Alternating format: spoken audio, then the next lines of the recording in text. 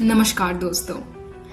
कुछ रिलेशंस ऐसे हैं जियोपॉलिटिक्स में जो काफ़ी अटेंशन ग्रैब करते हैं वर्ल्ड वाइड, बिकॉज ऊपर से सिंपल बट अंदर से full masala, like Israel and United States. Surface पर तो बहुत सिंपल है, वॉशिंगटन का billions of military aid to Israel and in response Israel became the most trusted partner of the US in the Middle East. Easy question right, लेकिन इतना भी simple नहीं है। सो इनकी स्टोरी लेट 1960s और 1970s से शुरू हुई। यूएस का सपोर्ट सिर्फ आइडियोलॉजी नहीं बल्कि एक कोल्ड कैलकुलेशन था।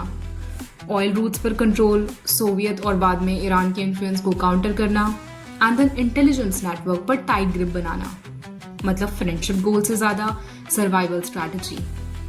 और शॉकिंग बात यह है कि डीक्लासिफाइड डॉक्यूमेंट से पता चलता है कि पीछे टेंशंस और चैलेंजेस भी काफी थे। न्यूक्लियर वेपन्स पर क्लैशेस, सेटलमेंट्स पर आर्ग्यूमेंट्स और वॉशिंगटन के अंदर लॉबिंग का धमाका। और एक हिडन लेयर ये भी है कि यूएस इजराइल रिलेशन सिर्फ फॉरेन पॉलिसी का गेम नहीं, अमेरिका के अंदर डोमेस्टिक पॉलिटिक्स, लॉबिंग ग्रुप्स जैसे एपैक और इवेंजेलिकल वोटर्स का प्रेशर भी डिसाइड करता है कि वॉशिंगटन इजराइल को कितना अनकंडीशनल सपोर्ट देता है। मतलब फॉरेन अलायंस के साथ साथ ये एक डोमेस्टिक वोट बैंक स्ट्रैटेजी भी है।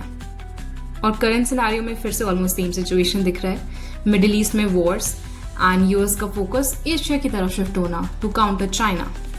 But as we understood, Israel demands unwavering US backing against Iran, so the interest overlap, but the priorities often collide, testing how much weight this alliance can really carry. And here's the question: is this alliance truly unbreakable, या सिर्फ एक transactional friendship जो pressure आते ही बदल सकती है? So the fact is, US Israel का relation सिर्फ दोस्ती का नहीं है, ये एक आईना है जहां पावर, सिक्योरिटी और इंटरेस्ट कोलाइड करते हैं और दुनिया को दिखाते हैं कि जियोपॉलिटिक्स का असली खेल कैसा होता है।